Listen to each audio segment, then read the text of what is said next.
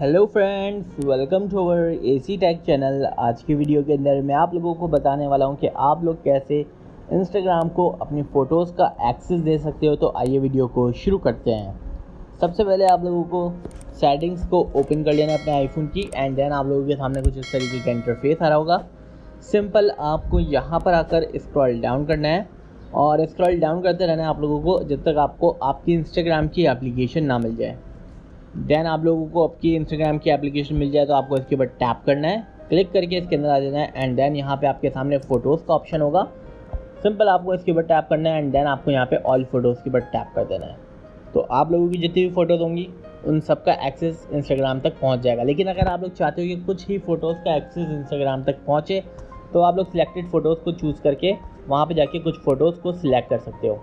I hope ये video आप लोगों को बहुत ज़्यादा पसंद आई होगी। Please do subscribe my YouTube channel for more videos. Thank you.